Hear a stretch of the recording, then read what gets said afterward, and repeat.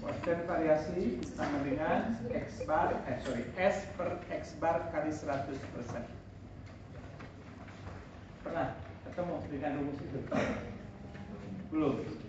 Nanti cari di jalan ya. Siapa tuh ketemu di jalan, jadi jangan di siapa-siapa lagi. Itu namanya koefisien variasi. Rumusnya S itu adalah simpangan baku per X bar.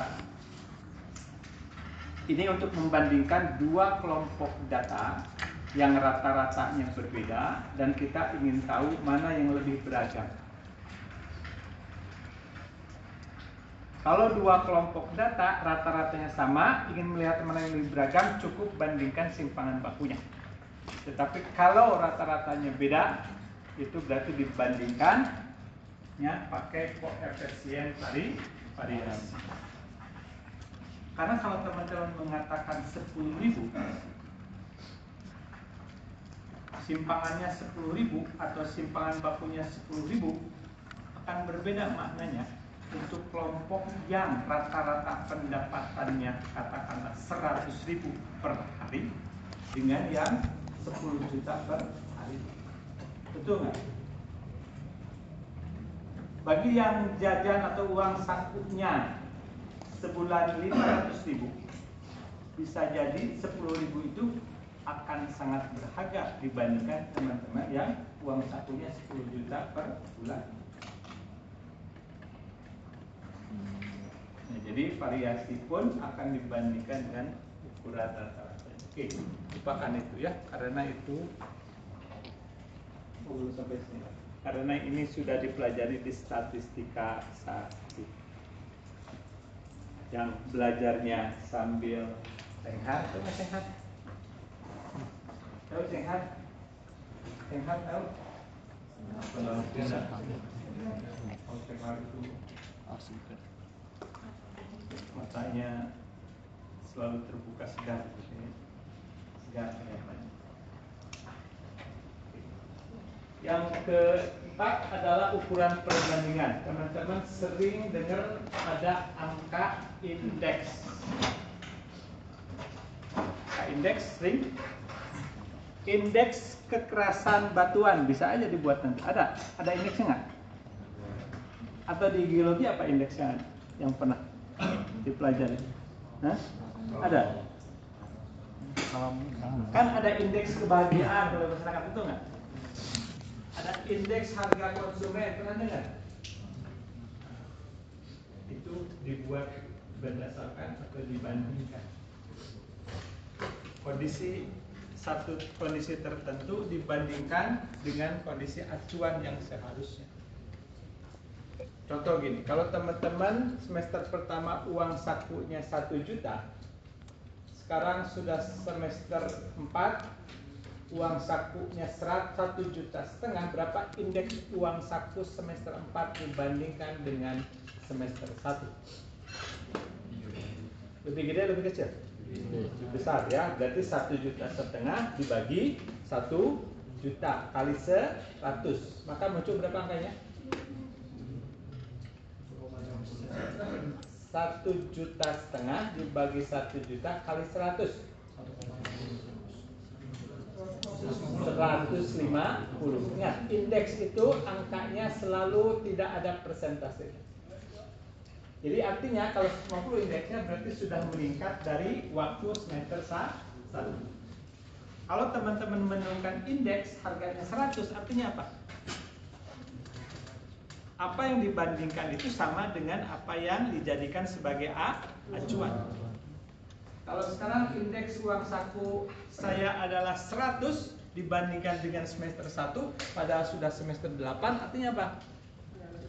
Tidak ada peningkatan, berarti tetap uang saku saya dari semester 1 sampai semester 8.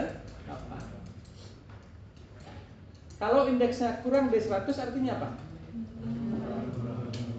Di bawah ataupun berkurang dari standar atau kondisi yang dibandingkan. Coba kalau indeks kebahagiaannya 90%, berarti masih di bawah standarnya kan? Ada standar. Kalau dia sama dengan standar yang ditentukan, berarti indeksnya adalah 100. Ini adalah tren yang baru sekarang ya, di pemerintahan, di sosial ataupun di ekonomi selalu pakai angka indeks. Maka nanti kalau orang geologi pakai indeks silahkan kalau anda mau buat. Kan ada indeks apa? Kalau udara itu apa ya? Ada kan? Kandungan CO2-nya berapa kan gitu kan? Pernah lihat videotronnya? Kurang jalan-jalan ya. Oke. Ada ukuran kemencengan atau kemiringan. Ini yang terkait dengan bagaimana distribusi data di dalam kumpulannya atau dalam kelompoknya. Pernah dengar yang kemarin atau yang sudah dipelajari di semester 1 ada yang menceng ke kiri, menceng ke kanan atau kita bilang skewness. Pernah belajar? Kalau distribusi normal, distribusi apa? Menceng nggak? Kan distribusi ada dua ya, ada simetris, ada asimetris. Kalau simetris berarti sebaran ke kiri dengan ke kanan itu sama. Itu namanya distribusi normal yang kita contohkan kemarin. Tapi ada juga yang data nanti bisa aja menumpuknya di kiri. Artinya ekornya ke kanan. Dia adalah menceng ke kanan. Tapi ada juga yang nanti menumpuknya di kanan. Nah, ini yang akan kita pelajari sekarang. Namanya ukuran hubungan. Berarti kita akan apa? Menghubungkan satu fenomena dengan fenomena lainnya. Di geologi mungkin pernah menghubungkan jarak, misalnya apa? Jarak lahan ataupun tanah dari aliran sungai.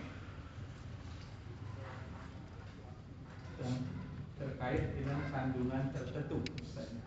Pernah? Atau ada nggak pernah menemukan?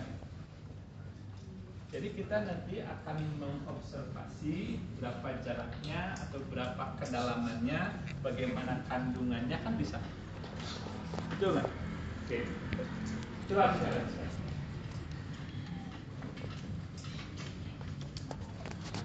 Ini satu pilihan. Ini pilihan lain. Dua-duanya adalah tempat makan. Ada karakteristiknya. Dari sisi higienisnya bagaimana? Nah, di depan kali-kali belum pernah di depan kan? Nah, mau di kiri, mau di kanan boleh. Mau yang pakai baju kotak-kotak atau mau sama bajunya silakan. Ternyata yang kotak-kotak lebih menarik ya. Oke. Ya, kedua-duanya ada apa? Ada karakteristiknya. Kalau kita nanti akan coba menebak, taruhlah kita ambil dari sisi higienisnya, artinya kebersihannya. Kan yang kita ajak makan bisa teman kita laki-laki atau teman kita perempuan. Kalau teman-teman bisa menebak, misal kalau diajak perempuan makan di sini, misalnya dia nolak. Laki-laki kemungkinan besar adalah menerima. Tapi kalau di sini bisa jadi kedua-duanya menerima. Artinya dengan melihat karakteristik yang ada di sini, teman-teman sudah dapat memperkirakan mau atau tidak seseorang menerima ajakan itu.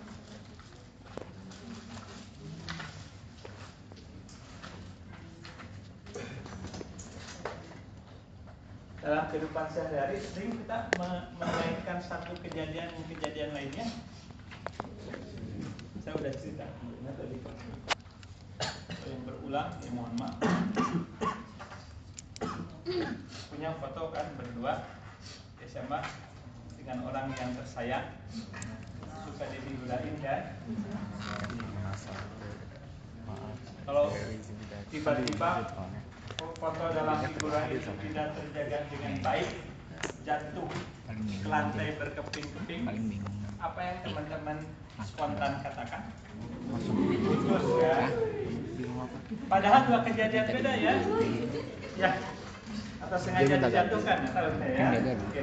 Yang satu adalah kejadian hanya jatuh foto saja, tapi teman-teman kaitkan dengan status hubungan yang belum tentu atau belum kejadian. Tapi memprediksi nggak bisa kalau yang segini. Oh jadi gitu. Oh ya udah. Atau main ke kosan teman akhir bulan kata juga ya.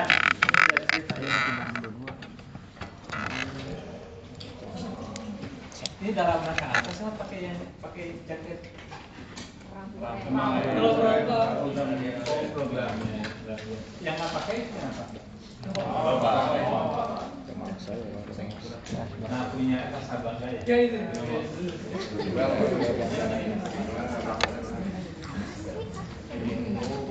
Nah, barusan saya cerita sampai mana?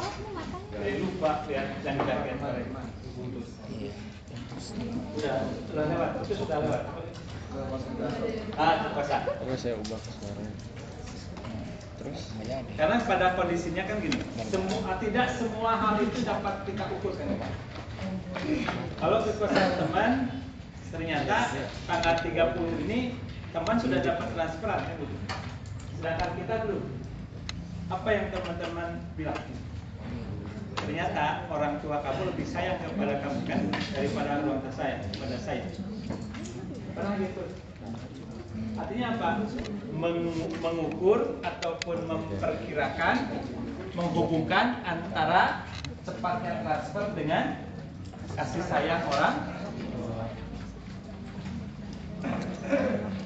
Nah, dalam proses sekali lagi kita sering melakukan. Jadi kita akan bisa menghubungkan satu fenomena dengan fenomena yang lain.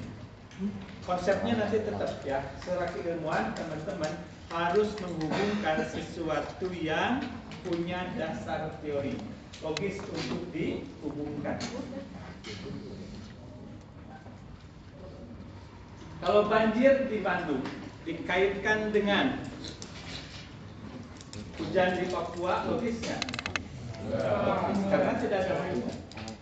Tapi kalau banjir di Jakarta dengan hujan di Bogor pasti masih ada hubungan karena ada keterkaitan. Karena itu dua fenomena. Kita bicara dua fenomena aja dulu lebih gampang ya. Teman-teman lihat ada pohon di luar, ada tingginya, bisa diukur tingginya, meter kan? Kalau pohon itu sebelumnya memang ada yang nanam, kemudian tersimpan catatannya dan diketahui tinggi yang nanam pohon berapa sentimeter, bisa nggak dikaitkan tinggi pohon ini dengan tinggi yang menanam pohon? Bisa nggak?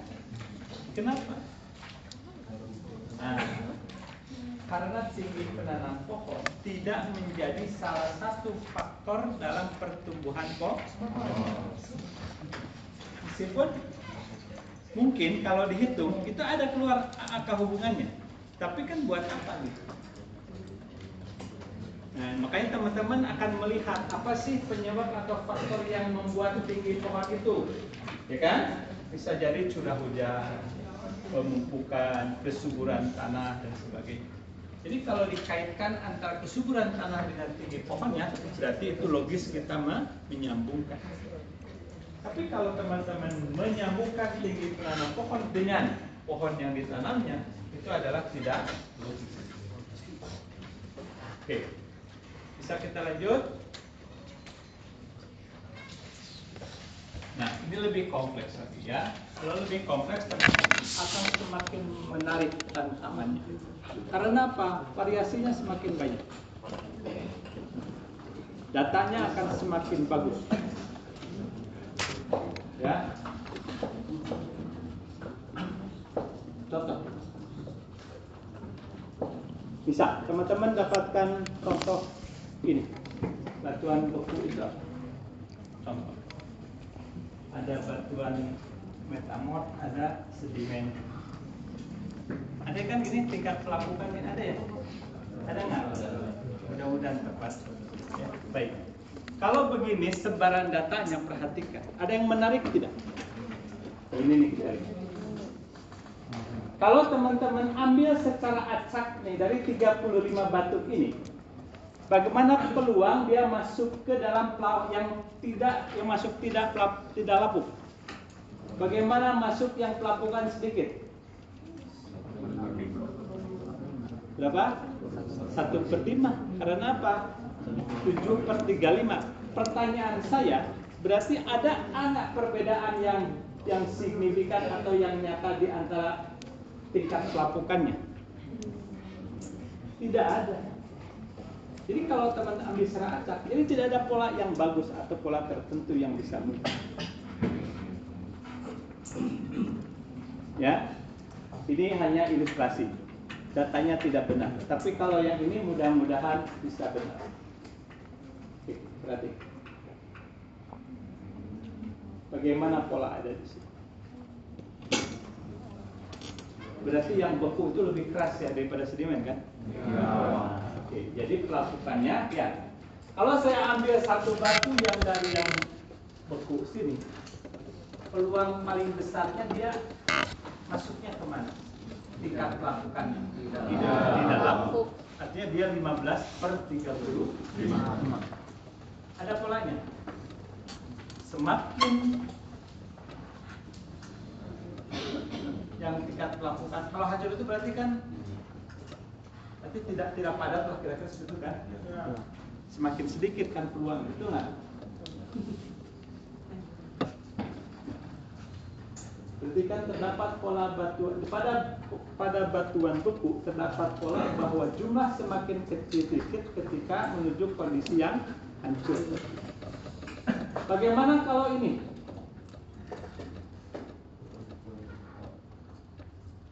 Jumlah yang terjadi, anggaplah 35, 30, 40 itu tidak terlalu jauh beda. Apakah benar bahwa yang tidak lapuk di batuan sedimen itu akan lebih sedikit dibandingkan dengan yang batuan beku sama metamor? Yang lebih lunak yang mana, Pak? Beku atau sedimen? Sedimen. Berarti kan yang tahan tidak lapuk itu pasti lebih sedikit di sedimen. Ini ya, yang hancurnya pasti yang lebih banyak di sedimen. Mohon maaf, saya bukan mengajari soal jenis batuan ya. Itu bukan ilmu saya, ya, tapi hanya menunjukkan. Perhatikan. Jadi kalau sekarang ada pola menariknya dari data kita. Ada pola menariknya. Ada. Satu, boleh jadi nanti kita akan bisa menyimpulkan bahwa ada hubungan antara jenis batu dengan tingkat pelapukannya. Ya, langsung otomatis berhubungan dengan kekerasannya kan. Jadi ketika teman-teman membandingkan itu akan mendapatkan kesimpulan hubungan. Nah, lebih fair lagi nanti kalau teman-teman mau menghubungkan bukan jumlah absolutnya. Karena kalau jumlah absolutnya nanti kalau ini 100, ini 40 kan ada sedikit beda ataupun kalau di gambarannya itu akan tepat. Maka yang lebih tepat untuk menggambarkannya pakai apa? Pakai persen.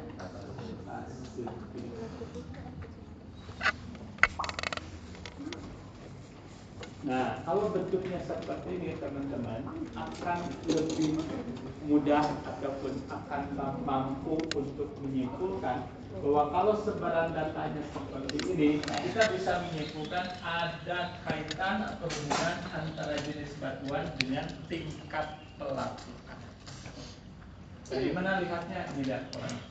Makin ke kanan berkurang. Ini menandakan bahwa tingkat ini adalah tingkat pelapukan. Makin ke bawah juga makin berkurang. Ini terkait dengan jenis batuannya atau kekerasan batu. Nah, kalau nanti teman-teman mengadakan penelitian, kemudian disajikan dalam tabulasi silang seperti ini, paling tidak di awal sebelum melakukan pengujian, teman-teman sudah tahu bahwa apakah ada pola tertentu tidak yang bisa dipelajari. Mungkinkah nanti teman-teman mengumpulkan data seperti ini di lapangan? Boleh jadi. Bisa jenis batuan dengan tingkat pelapukan, apalagi yang mungkin. yang kebayang sekarang. Sebentar lagi mau ambil tugas akhir kan? Masih. Semester depan ambil lah. Apa yang lama-lama? Semester 5 bisa ambil kan? Semester 5 sekarang semester 4, depan 5 kan? Oh, ambil Mas. Belum bisa, nggak persiapan dulu. Boleh kan? Libur berapa lama sekarang? 1 bulan setengah kan? Oh gitu. Saya pikir misalnya 2 bulan liburan. Kalau 2 bulan nanti pergunakanlah waktunya untuk magang di mana ataupun internship lah di mana. Perusahaan batu bara lah, perusahaan oil and gas kan. Yang lain liburan ke Bali biarin aja. Kita mah cari ilmu dulu kan. Atau mungkin ini kalau liburannya paling jauh paling dekat ke Singapura semua. Mudah-mudahan ya. Sekarang kayaknya nggak seperti tidak mungkin ya. Siapa tahu besok nanti liburan tahun ke Eropa. So kerjanya malah di Eropa nanti ya. Nggak usah dijadikan market ya. Oke, baik teman-teman. Ada pertanyaan sampai sini? Ini cara mendiagnosis ya. Apakah ada hubungan atau tidak? Apakah ada pola tertentu atau tidak dari data yang kita miliki?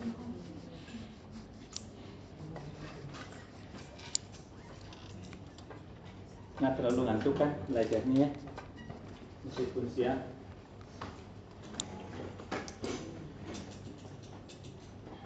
Bagaimana cara yang lain secara visual? Nih lihat, perhatikan. Ini ada 3 chart atau diagram pencar atau diagram XY kita bilang. Teman-teman waktu SMA berarti buat namanya diagram Cartesius gitu. Membuat titik A dan B, kemudian membuat persamaan garisnya. Kira-kira sama lah seperti itu. Kalau kita di statistika memang tidak cukup hanya 2 datanya, tetapi harus banyak. Karena kembali mempertimbangkan soal variasi. Perhatikan, apakah ada pola beda sebaran yang dimiliki oleh ketiga gambar ini? Ada. Nih, gini kan kalau kita tarik garisnya, yang ini ke bawah, yang ini.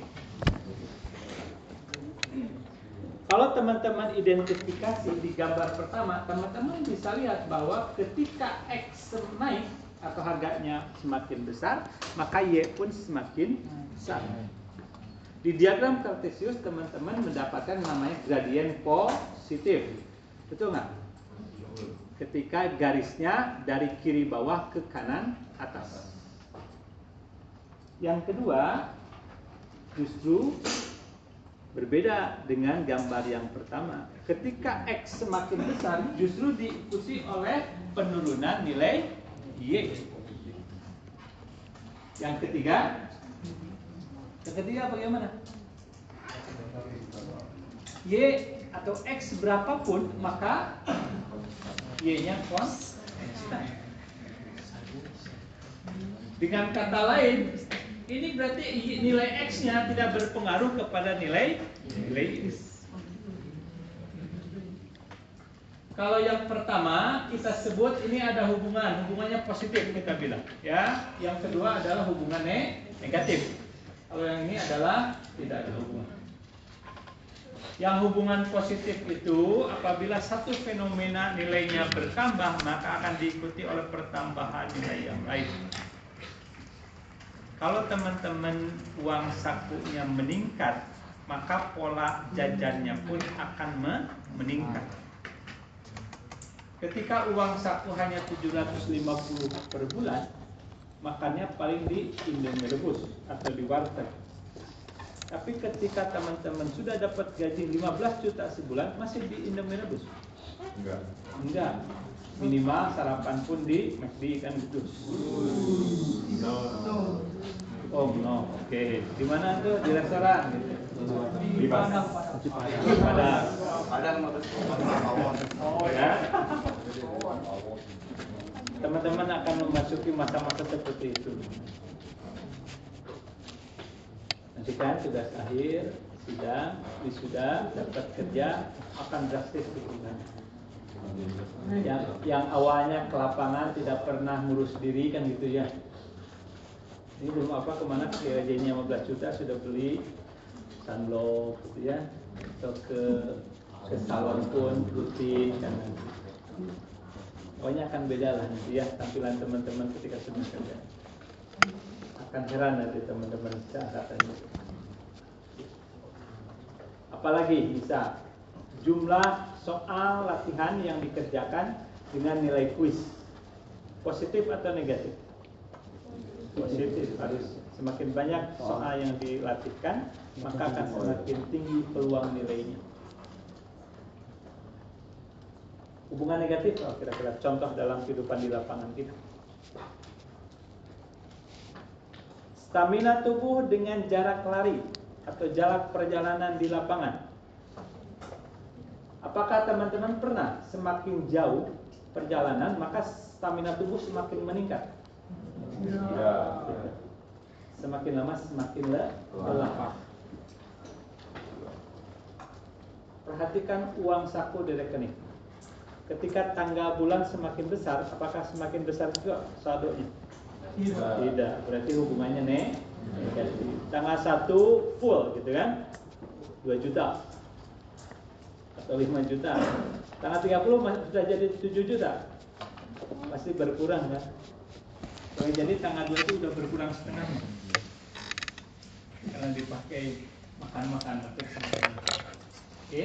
Nah, jadi diagram pencar ini menjadi salah satu alat mendiagnosis hubungan antar variabel.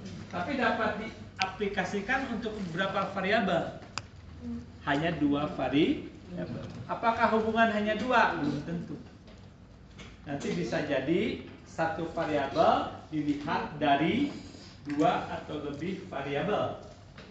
Ya, jadi bisa jadi nanti yang dijadikan sebagai prediktornya lebih dari 1-2. Jadi kalau misalnya ada pola jajan dilihat dari tadi berapa uang saku per bulannya, berarti itu hanya hubungan antar 2 variabel. Tapi kalau pola jajan dilihat dari faktor 1 uang sakunya berapa, kemudian tingkat kuliahnya berapa, dengan asumsi bahwa kebutuhan tingkat 1 berbeda dengan kebutuhan tingkat 4 kan begitu. Jenis kelamin mempengaruhi nggak? Mempengaruhi. Karena biasanya cowok lebih boros karena harus naktir kan gitu. Yang cewek lebih hemat karena ditraktir sering bisa. Banyak faktor yang dilibatkan, berarti tidak hanya 1 ataupun hanya hubungan itu hanya 2, tapi bisa lebih dari 2 faktor. Bagaimana bentuknya nanti setelah matematis kita. Sampai sini ada pertanyaan. Jadi di dalam statistika yang pertama sekali diidentifikasi kalau kita punya data adalah bagaimana sebarannya, bagaimana pencarannya. Ini kalau kita lihat bentuknya adalah linear atau non linear. Linear karena sebarannya garis lurus. Boleh jadi data yang kita miliki tidak garis lurus, tapi nanti kuadratik. Apakah beda cara untuk menganalisa? Beda nanti. Tingkat kesulitannya pasti beda. Silakan kalau ada pertanyaan.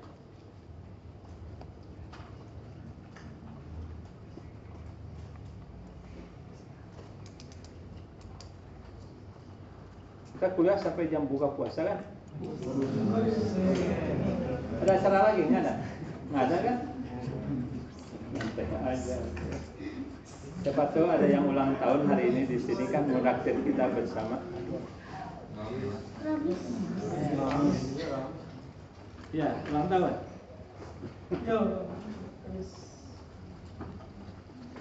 Oke, ya. Nih, jadi teman-teman, kita itu pasti akan menghitung atau mengukur atau mengumpulkan data empiris di lapangan. Apa yang kita ukur? Jadi di dalam unit observasi kita Jadi ada disebut kalau statistik dalam pengelolaan itu ada namanya unit observasi. Unit observasi adalah unit terkecil tempat kita mengumpulkan data. Kalau yang dikumpulkannya IPK mahasiswa, berarti unit observasinya adalah mahasiswa. Kalau jumlah ruangan gedung, berarti unit observasinya adalah gedung. Kalau misalnya kita akan meneliti hubungan antara tinggi badan anak pertama dengan tinggi badan ayahnya, maka unit observasinya apa? Tinggi badan. Unit observasi itu kalau tinggi badan itu karakteristiknya. Unit observasinya berarti keluarga. Jadi keluarga kan ada anak, ada kan. Kalau yang akan ditelitinya adalah pendapatan keluarga, berarti unit observasinya adalah keluarga. Tapi kalau dikumpulkan adalah jumlah kepala keluarga dalam satu RT, maka unit observasinya adalah RT. Luas RW berarti unit observasinya adalah RW. Kalau di teman-teman ke lapangan, ya berarti kan akan bisa unit observasinya apa? Apakah gunung, wilayah tertentu kan gitu. Kalau peta itu kan dibagi-bagi nantinya ya. Nah, ada daerah ini atau batasan-batasannya. Teman-teman kan sekarang udah sering lah, ataupun pakai GIS kan. Ada yang sudah pakai di sini. Saya masih ingat ya dulu, jangan diinterpretasikan lebih lain ya. Jadi teman saya waktu tahun 94, ini yang pengalaman 94 aja ya. Itu ada yang buat tugas akhir pakai multivariat namanya. Jadi dia memetakan atau mengambil datanya dalam bentuk 1010 itu dari badan mana ya, biologi lah penyampaikan. Dibandingkan antara 10 tahun sebelumnya dengan 10 tahun berikut. Kemudian dibuat, karena kodenya 0101, kemudian dibuat dalam bentuk image atau gambar citra satelit. Apa yang terjadi? Kelihatan perubahan ataupun perubahan fungsi lahan. Jadi ada jalan, kemudian hutannya berkurang gitu ya. Nah kalau sekarang kan lebih canggih lagi kan aplikasi. Dan teman-teman pasti tidak bisa terlepas dari aplikasi-aplikasi yang saya bilang tadi, GIS kan. Udah sering pakai? Belum, tapi sudah pernah bersentuhan kan? Bagus. Ya. Sekarang kan harus begitu, tidak bisa melepaskan diri ataupun tidak bisa menafikan hal itu. Kita harus memanfaatkan itu semua. Kalau bingung-bingung kan tanyanya ke ChatGPT ya. Di mana lokasi ini?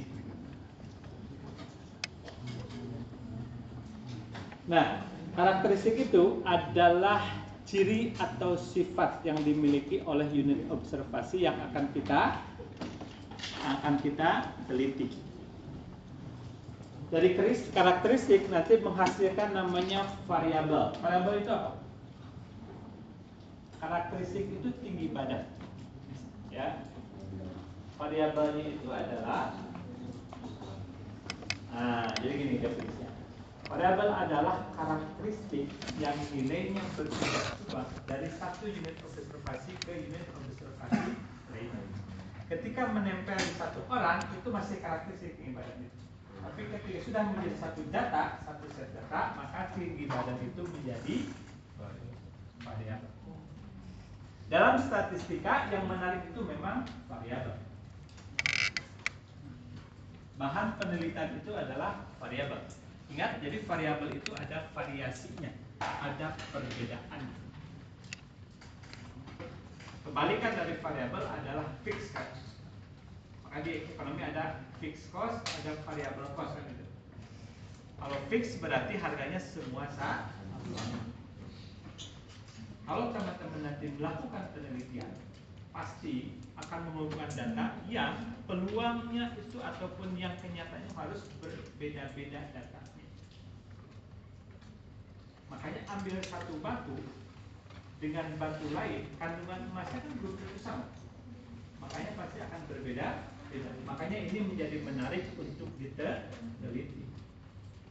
Kan di penelitian tidak pernah ada yang meneliti jumlah lubang hidung mahasiswa Unpad, ada nggak? Pasti nggak ada, karena sudah fix. Ngapain? Kenapa yang ditanya adalah misalnya pendapat mahasiswa terhadap kebijakan rektor yang baru. Kenapa menarik diteliti? Karena pendapatnya pasti berbeda.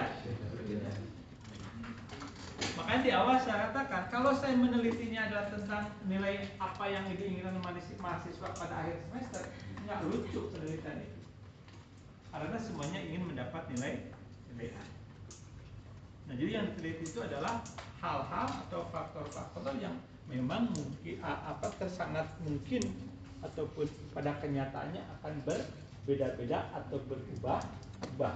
Maka itu tadi ya, kalau sudah ada datanya kita sebut nanti variabel. Semua karakteristik, semua variabel pasti memiliki skala pengukuran. Skala pengukurannya pasti akan dapat kita ketahui. Dan catat baik-baik, di statistika data dengan skala pengukuran manapun nanti teman-teman dapat menghitung ataupun dapat mengukur hubungannya. Yang paling rendah apa skala ukuran? Nominal. Meskipun datanya nominal, laki-laki perempuan, kemudian dihubungkan dengan setuju dan tidak setuju. Kalau setuju dan tidak setuju kan ordinal ya. Dikaitkan dengan asal daerah misalnya, Bandung atau luar Bandung.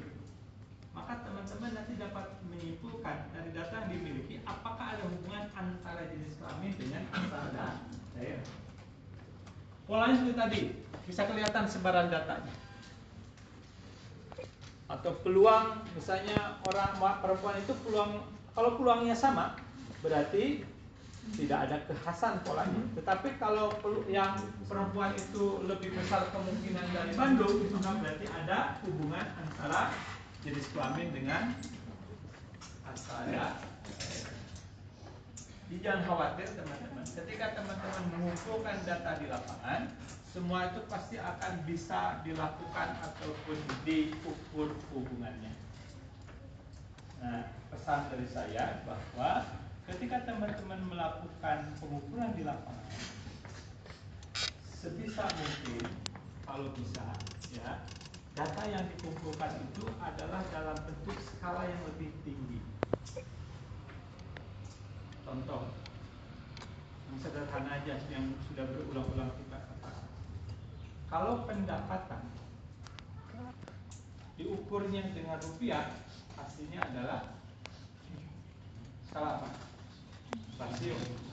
Tapi kalau dengan pendapatan rendah, sedang, tinggi, ordinal. Sekarang bayangkan kalau teman-teman mengumpulkannya hanya rendah, sedang, tinggi. Misalnya sudah ada batasannya, yang rendah itu di bawah 5 juta. Kemudian yang sedang itu 5 sampai 10 juta. Nah, ketika sudah kembali misalnya dengan rendah, tinggi, rendah, sedang, tinggi itu, kemudian suatu saat teman-teman ada perubahan bahwa yang rendah ini sekarang bukan 5, tetapi dari 3 ke bawah itu rendah. Sedang itu 3 sampai 7. Bisa nggak dirubah sekarang data yang teman-teman ini asalnya rendah, sedang, tinggi itu? Tidak bisa. Karena apa? Ketika menuliskan rendah ini, berapa aslinya kan nggak tahu sekarang. Tapi kan kalau ditulis 3 juta, 5 juta, kapanpun teman-teman akan membuat klasifikasi, pasti akan dapat dilakukan. Di lapangan kan sama juga begitu nanti. Kalau batuan itu ada ukuran kekerasannya, diukur. Pakai apa? Ada Skalanya. Ada alatnya. ada alamnya. Jadi ke lapangan bisa tahu ini paku lunak atau apa? Lunak, sedang, ada berapa? Lunak, keras, sedang keras, sangat Sangat keras ada 4. 4 5. Ah ya itu nanti kalau ditanya bos lupa. ada lunak, getas, terus apa lagi? keras kompak. Mungkin klasifikasinya berbeda-beda menurut siapa referensinya gitu ya. Nah harus tahu nanti referensinya siapa, bisa ada 4. Nah perhatikan, kalau sudah begitu nanti ada referensi lain kan bingung nanti kalau mau dirubah. Kan getas itu berapa sampai berapa ada kan? Ada. Nah, jadi sekali lagi pesan saya ya teman-teman, kalau ada mau menghitung ataupun mengukur atau mengumpulkan data itu gunakan dengan skala yang paling tinggi. Oh ini balik lagi ya.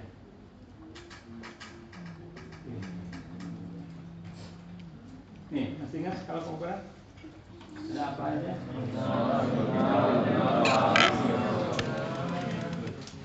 Harusnya ini pertemuan pertama semester 1 atau statistika 1 udah hatam. Kemarin masih ada lupa-lupa lagi ya. Harus diulang-ulang. Teknik analisis itu ada. Oke, jadi gini. Jadi kalau di statistika, kan statistika itu ibaratnya kumpulan alat analisis. Ibaratnya kalau di statistika itu lebih gampang dimaknai ataupun dipahami adalah statistika itu ibarat kumpulan alat untuk memotong. Ya. Kalau teman-teman akan memotong sesuatu, teman-teman harus apa dulu? Harus tahu apa yang akan dipotong. Ya, kalau kita mau motong kertas pakai kapak, potong nggak? Potong bisa. Tapi apakah pas alat potongnya? Tidak pas. Makanya mungkin kualitas hasil potongannya tidak terlalu bagus. Sekarang yang mau kita potong adalah pohon, diameternya 0,5 meter. Kita bawanya cutter, kepotong nggak? Kepotong, hanya lama. Betul nggak? Bener kan? Bisa, tapi lama. Jadi effortnya apa? Lebih besar energi kita yang kita keluarkan. Kebayangkan motong pohon dengan pakai cutter?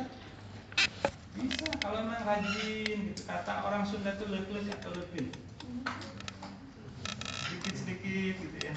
Bisa, tapi mungkin butuh waktu sebulan lah ataupun seminggu baru bisa tumbang. Karena untuk memotong pohon lebih puasnya pasnya itu pakai gergaji, apalagi gergaji listrik dan atau gergaji mesin dan sebagainya.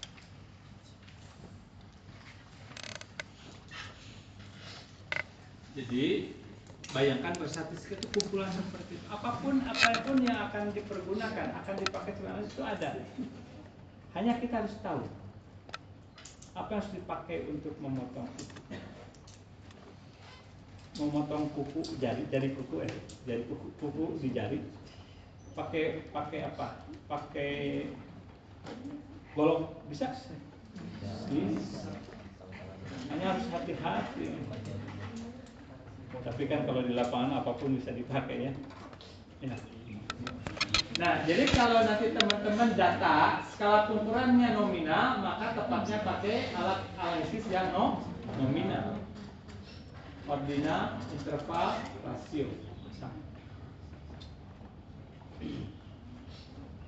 Bisa tidak datanya rasio kita pakai ordinal?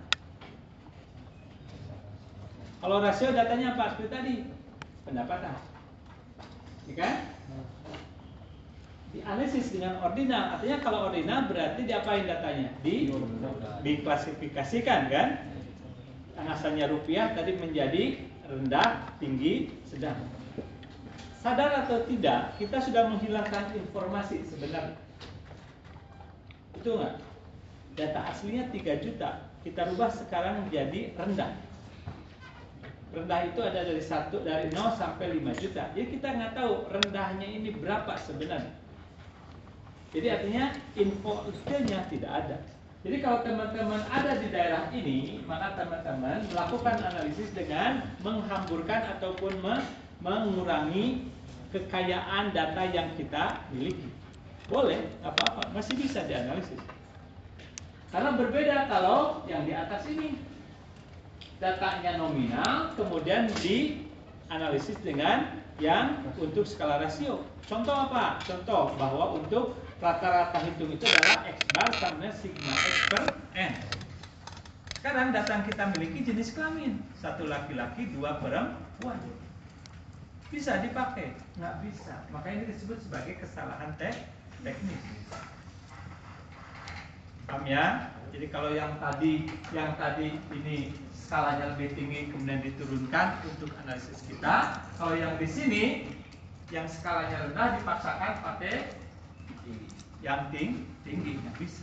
Karena sekali lagi X bar sama dengan sigma XI per N itu hanya untuk data matriks atau datanya kalau tidak interval adalah rasio. Di bawah itu nggak bisa pakai. Jadi tidak boleh secara teknis. Nah, paling tidak teman-teman nanti kalau mau pelajari lebih dalam, lihat dulu skalanya apa. Karena apa? Paling tidak kita bisa memahami ini. Ya, apa yang bisa kita pakai atau apa yang bisa kita buat. Nah, dalam ukuran hubungan ini ada beberapa banyak contoh ya teman-teman yang bisa teman-teman pelajari. Nominal itu nanti ada koefisien kontingensi.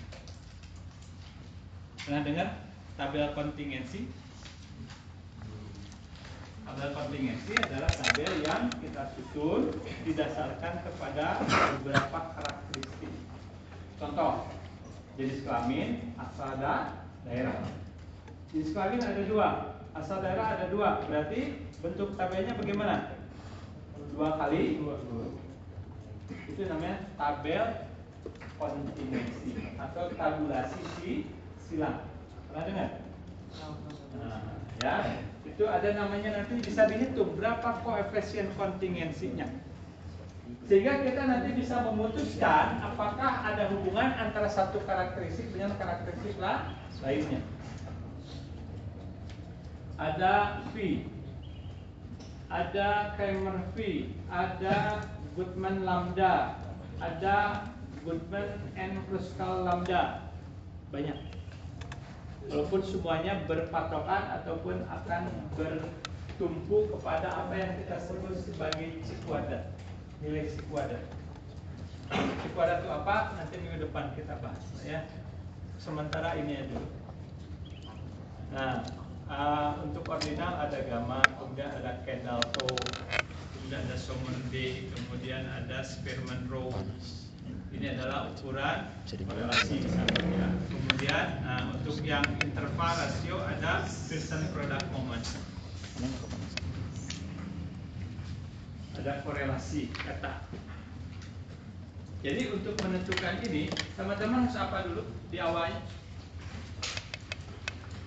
Harus memastikan skala pengukurannya apa. Jadi tahu. Nah, kalau teman-teman punya datanya adalah data hanya dalam bentuk nominal tadi ya, nominal berarti antara apa? Antara contoh tadi jenis kelamin dengan asada daerah. Nah, bisa teman-teman pakai misalnya Spearman Rho. Karena untuk sebenarnya adalah ordinal. Ordinal artinya datanya yang ada urutan. Jadi tepatnya pakai apa? Bisa pakai ini, bisa pakai koefisien kontingensi atau pakai V dan sebagainya. Coba sekarang identifikasi dalam bidang keahlian teman-teman. Ketika di lapangan mengumpulkan data, identifikasi misalnya apa, skala pengukurannya apa. Nah, jadi ketahuan nanti. Ini kita, kalau kita ingin mengaitkan satu fenomena ini dengan fenomena lainnya, apa yang bisa kita pakai ukuran statistiknya atau ukuran hubungannya di sini ya, teman-teman. Ya, jadi jangan khawatir kalau teman-teman sudah mengumpulkan di lapangan data apapun, pasti dapat dicari ukuran hubungannya. Oke. Apakah karena lapar ada dia? Atau itu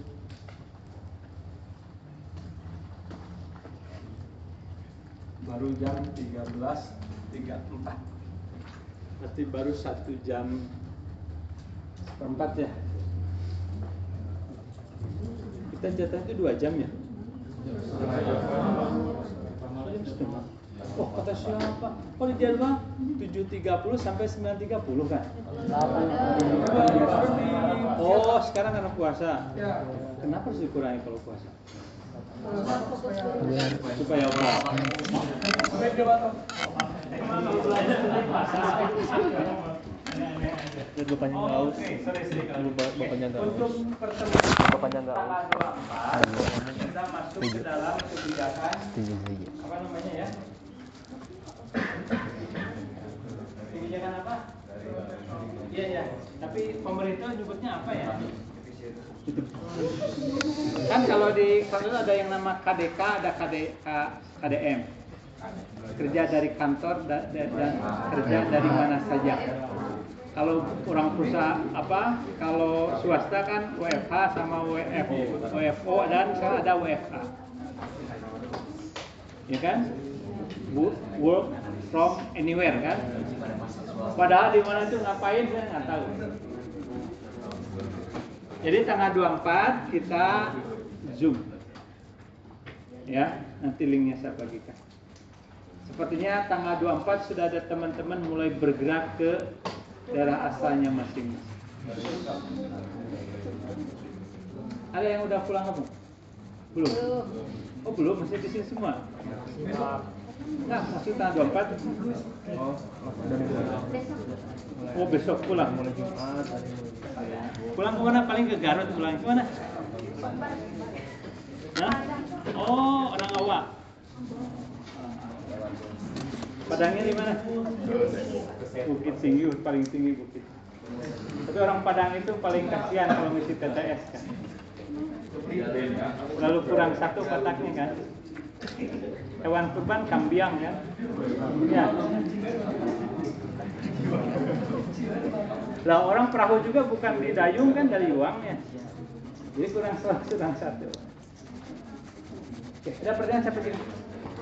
Ini adalah hal-hal yang bisa nanti teman-teman pelajari. Di kelas tidak akan semuanya bisa dipelajari. Tapi yang paling tidak teman-teman harus tahu nanti, ya skalanya apa, atau paling tidak bisa gini nih. Pearson Product Moment itu adalah skalanya harus metrik atau harus minimal interval. Rumusnya adalah R sama dengan N kali sigma XY kurang sigma X kali sigma Y dibagi akar dari N kali sigma X I kuadrat kali sigma X dikuadratkan kali N kali sigma Y I kuadrat kali sigma Y dikuadratkan. Bisa? Misal, contoh benda bahasa ya tenang, satu persatu nanti kita pelajari. Hanya bahasan teman-teman dengan sebelum UTS itu masalah regresi linear dan polinom. Jadi kalau yang seperti ini nanti akan ada kayak Kolmogorov, Smirnov dan sebagainya itu di setelah UTS. Apakah dengan Pak Yusi, dengan Pak Irawan ya? Siapa lagi? Mangga, itu nanti dilanjutkan. Ya, dengan saya hanya sampai UTS saja. Berarti kalau tanggal 8 sudah masuk? Sudah pulang belum? Kalau berarti kan tanggal 8 itu menjadi pekan ke-9 ya? Nanti saya tanya dulu lah. Nanti pekan ke berapa? UTS-nya nanti mau di kelas kan? Di kelas saya biar cepet ya. Cuma kalau di bawah take home test bisa beres. Tanya GPT ya. Tanya ChatGPT ya.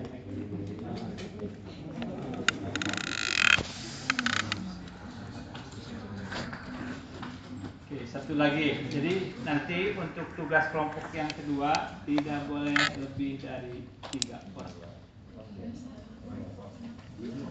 Yang 4 orang kan ada ya? Berapa banyak sebenarnya? Kenapa mesti 4?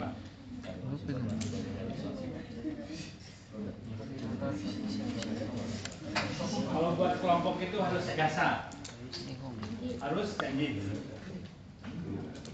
Buat apa? Biar ambil keputusannya gampang. Kalau genap kan ngeblok. Kalau 4, 2-2 kan bahaya, nanti nggak akan berujung.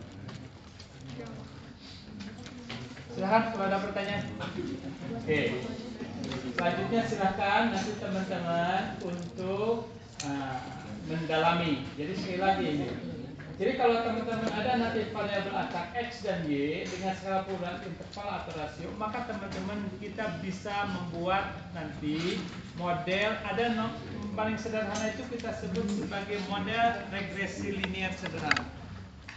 Hanya melibatkan satu variabel bebas dan satu variabel tak bebas. Apa itu variabel bebas? Apa itu variabel tak bebas? Nanti kita bahas. Tidak dulu, ya. Nanti ada analisis korelasi, ada analisis regresi.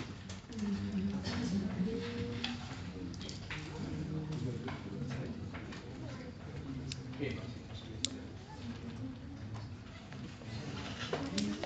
Ini bahan-bahan yang bisa teman-teman pelajari. Jadi regresi linear sederhana itu satu. Kalau linear artinya apa? Plotnya garis lurus.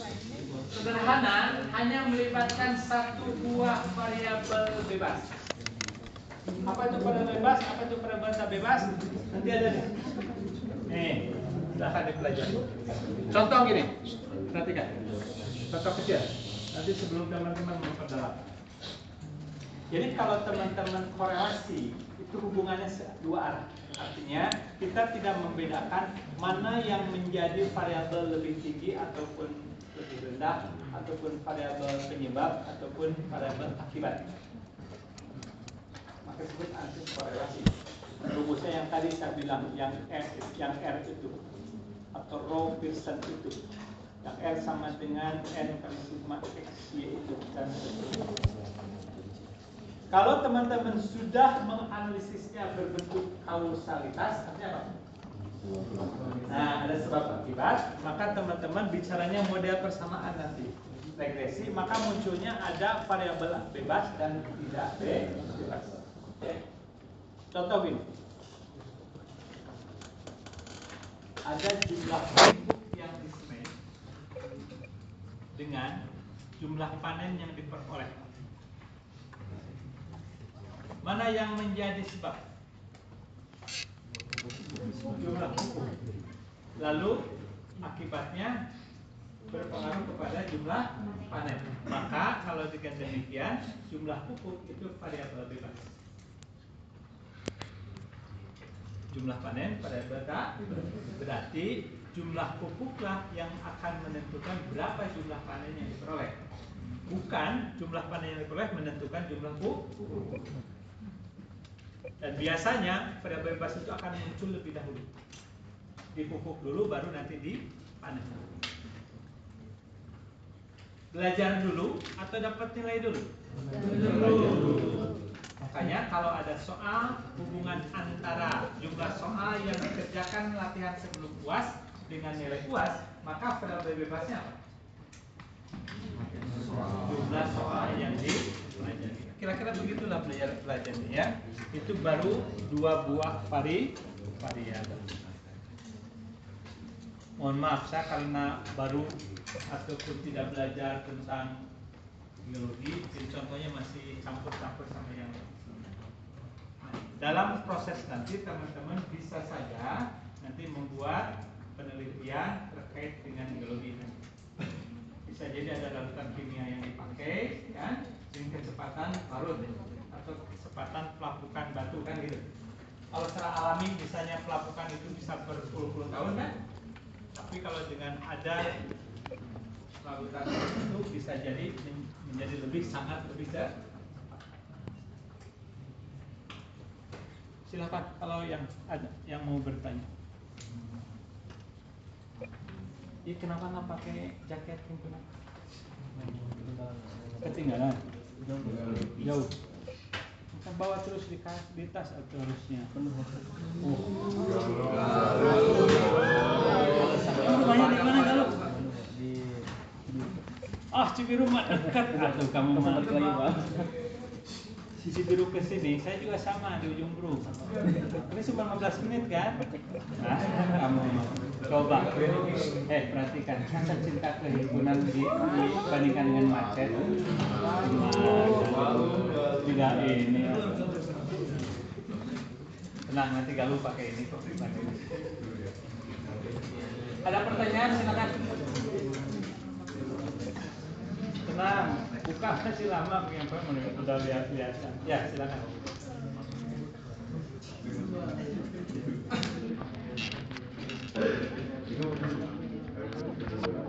Setiap saya tanya ada pertanyaan kok tidak pernah ada pertanyaan. Apakah sudah paham? Ataupun bingung apa yang ditanyakan? Tapi kuisnya bagus-bagus. Belajar bersamanya. Bagus, harus begitulah. Harus belajar bersama, diskusi sama teman gitu. Tapi kan diskusinya macam-macam. Ada yang seminggu sebelum kuis, ada yang satu hari sebelum kuis, ada juga diskusinya pas kuis kan. Itu mah usaha ataupun upaya teman-teman, silakan. Saya nggak mungkin kan nongkrongin satu-satu keliling kemana-mana. Kan ada yang janjian juga kan, ada yang kuis bareng ya, kan gitu. Ya. Ada yang sengaja ke kosan siapa yang bagus internetnya kan gitu. Saya juga tahu lah. Pernah jadi mahasiswa gitu, ya. Meskipun saya lebih dulu 2 tahun daripada teman-teman jadi mahasiswa. Berapa umur sekarang? Oh, saya 21. 19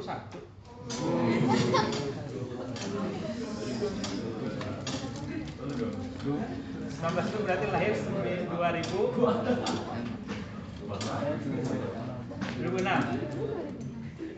Berarti teman-teman itu beda 2 tahun dengan anak saya. Anak saya semester berapa? Jadi lupa anak saya. 2022 ya. Semester 6. Sudah 2 tahun kan ya? Tapi lahirnya 2024. Tidak di geologi, di HI. Berarti seumuran dengan anak seumuran dengan teman-teman. Bayangkan umur saya berapa? Mas, saya cerita tadi soal apa? Soal skripsi tahun 94. Makanya saya bilang jangan diinterpretasikan lebih jauh, di bayang-bayang di itu. Kita dulu masih satu fakultas, satu dengan teman-teman aja yang ninggalin kita ya. Ninggalin kimia, matematik, kimia, fisika, berarti biologi, statistika kan. Farmasi sama geologi kan kabur jadi fakultas.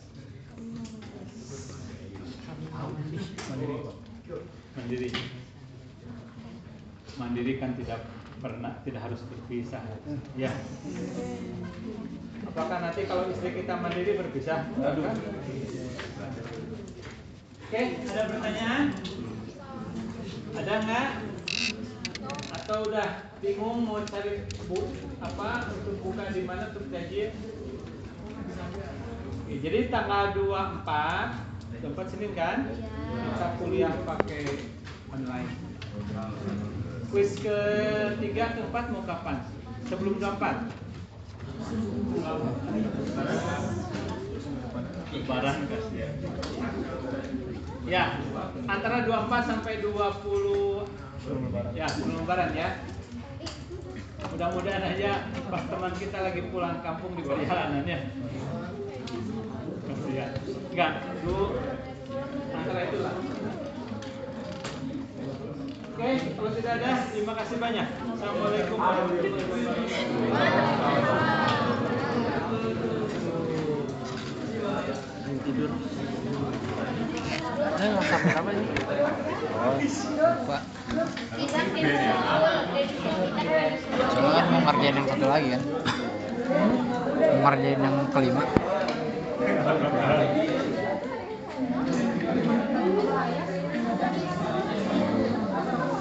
Sepertinya bapaknya suka Raisa.